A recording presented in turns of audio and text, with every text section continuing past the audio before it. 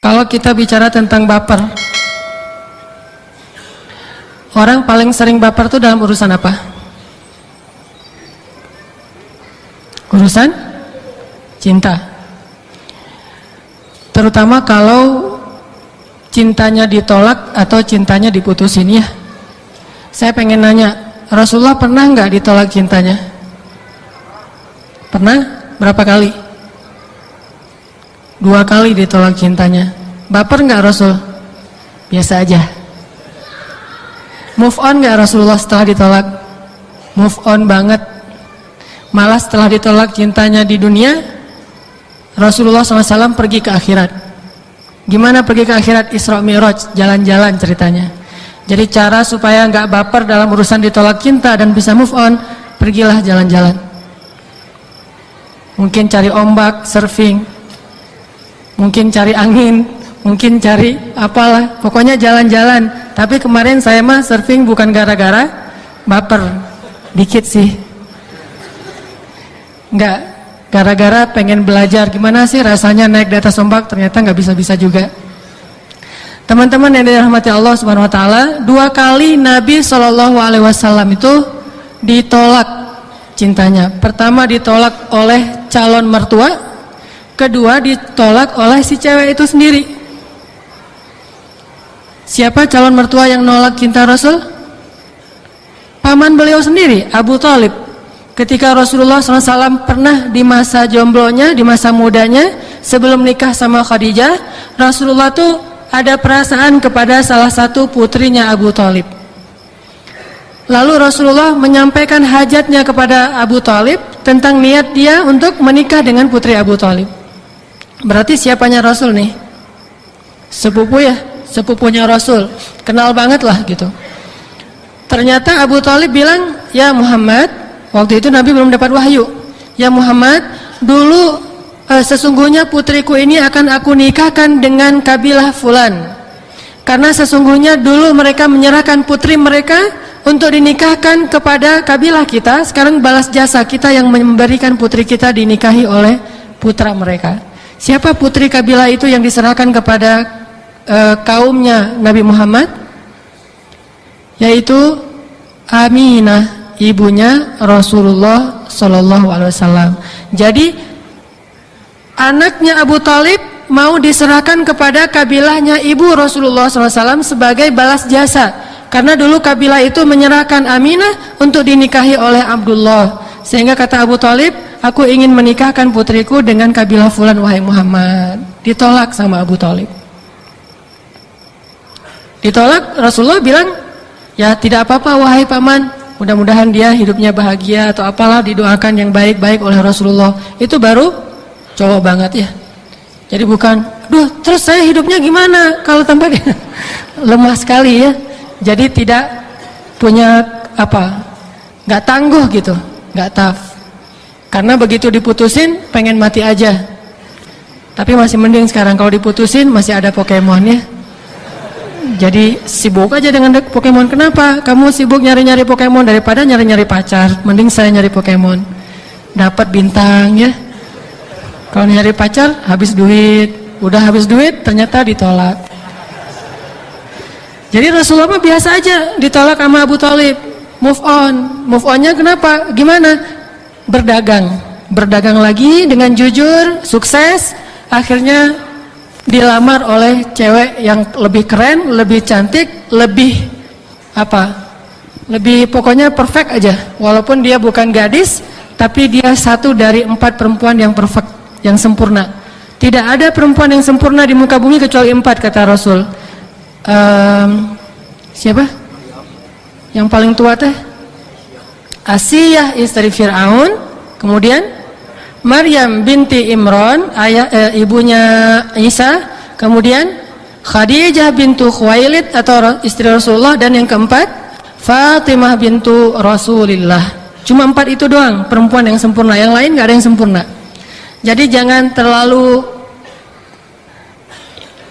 perfeksionis membandingkan istri kita dengan Khadijah. Mah, ini Khadijah tuh gini. Lah Khadijah itu perempuan yang sempurna dan di muka bumi itu cuma ada 4. lah istri kita bukan yang kelima. Jadi wajar banget kalau istri kita itu agak ngejomplang sih dengan Khadijah. Ini mumpung istri saya nggak ikut jadi mumpung karena istri kita bukan Khadijah, bukan Fatimah, bukan Maryam, bukan Asia, maka kalaupun kita mau menjadikan Khadijah sebagai inspirator, sebagai motivasi, boleh, tapi jangan memaksakan keluarga kita persis seperti Khadijah. Apalagi ada penceramah kadang-kadang idealismenya tinggi, perfeksionis pula, pragmatis lagi. Gimana? Dia menggabungkan semua kehebatan para sahabat, lalu dibilang, kalian tuh kalau imannya harus seperti Abu Bakar, tegasnya harus seperti Umar, terus kekayaannya harus seperti Utsman, ilmunya harus seperti Ali, amanahnya seperti Abu Ubaidah, Al-Qur'annya seperti Ibnu Abbas. Coba 6 orang disuruh gabung pada diri kita sendiri. Halo, saya mah cuma orang biasa. Jangan gabungin semua orang luar biasa itu harus ada pada diri saya sempurna. Mereka aja dibagi 6, kita ngambil sendiri. Ini agak-agak kurang realistis menurut saya. Tapi jadikan mereka semua sebagai inspirasi, penyemangat, motivasi. Cuman kalau nuntut harus persis kita hebatnya kayak mereka berenam, itu terlalu berlebihan. Begitu juga kita kepada pasangan. Yang ibu-ibu ketika baca cerita tentang misalnya gimana kesabaran Ali terhadap Fatimah, di blog tuh, terus di copy, di send kepada suaminya, "Pak, ini ada hadiah buat papa, apa cerita kesabaran Ali terhadap istri." Seburuk-buruk hadiah kata si bapaknya. Kenapa seburuk-buruk hadiah? Karena bikin baper tadi. Wah, saya mah bukan seperti Ali wahai ibu gitu ya. Ali mah adalah pangeran surga, dan kita mah masuk surga belum tentu, tapi berharap masuk surga. Kalau itu mah pangeran surga. Tapi bukan berarti kita nggak perlu mencontohi, belajar mencontohi dari mereka. Tapi bagi yang lain jangan menuntut persis kayak mereka. Kayak ada penceramah ngomong, pemimpin itu, presiden itu harusnya kayak Abu Bakar, nggak nerima gaji. Wah, coba kalau kita yang jadi presiden, mau gitu nggak mau nerima gaji? Nggak tahu sih, jadi RT aja kayaknya masih mikirin gaji kan? Apalagi jadi presiden nggak nerima gaji. Abu Bakar emang nggak nerima gaji awalnya, Umar juga nggak nerima gaji. Coba kita aja belajar jadi seperti Abu Bakar tanpa menuntut orang lain untuk menjadi seperti dia. Jadi kita aja masing-masing. Saya mah pengen kayak Abu Bakar, saya mah pengen kayak Umar, saya mah pengen saya, oke. Tapi kalau kamu harusnya, itu nggak oke. Kita aja yang tegas terhadap diri sendiri, toleran terhadap orang lain. Jangan tegas terhadap orang lain, terlalu toleran terhadap diri sendiri. Tapi kan saya cuman istilah-istilah toleran terhadap diri sendiri. Kalau ke diri sendiri tegas, harusnya saya begini, harusnya saya begitu, harusnya ke diri sendiri, ke orang lain nggak apa-apa deh ke orang lain. Kalau orang bisa kayak gini, insya Allah nggak ada masalah sih di antara kita mah, karena semuanya berlomba-lomba menjadi lebih baik. Balik lagi, ternyata yang melamar Rasulullah adalah Khadijah, dilamar sama Khadijah.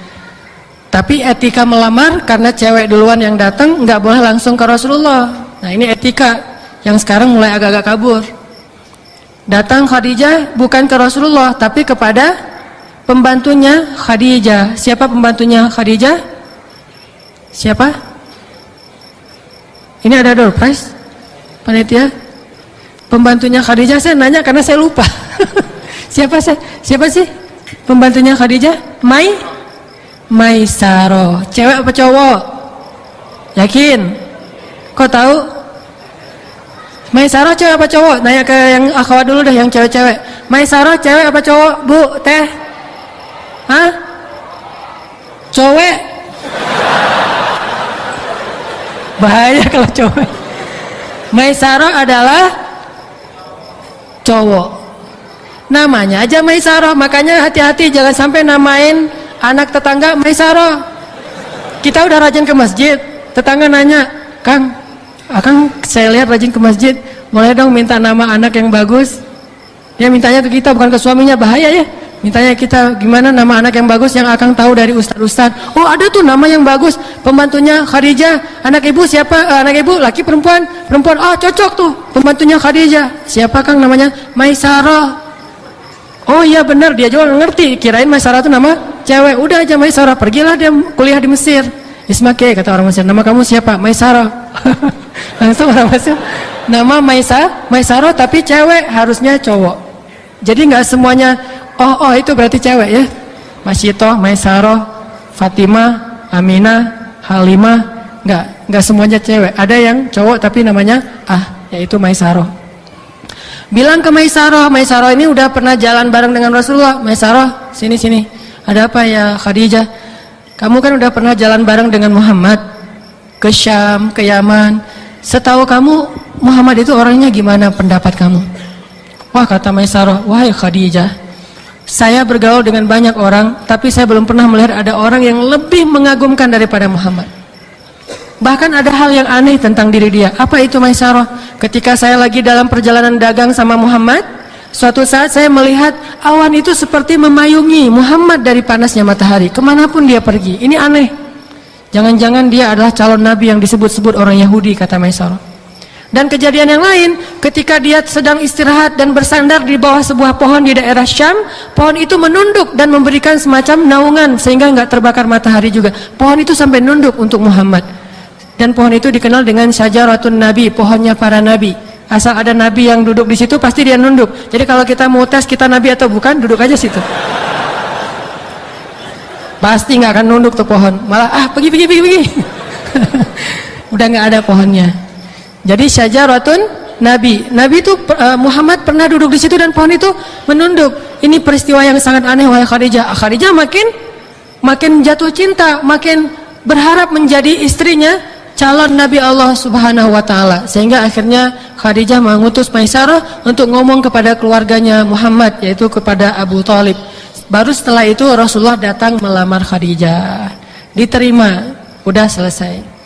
Selang beberapa tahun kemudian, setelah mereka hidup dalam keadaan yang luar biasa bahagia, dapat wahyu pahit, susah, asam, garam semuanya dirasakan bersama. Akhirnya Khadijah wafat. Ketika Khadijah wafat, Rasulullah sedih. Itu baper bukan? Baper. Berarti kalau kita kehilangan seseorang yang kita cintai dan kita sedih, baper, itu baper yang dibolehkan. Tapi kalau ditolak cinta kita baper, itu baper yang dilarang. Gak boleh baper ditolak.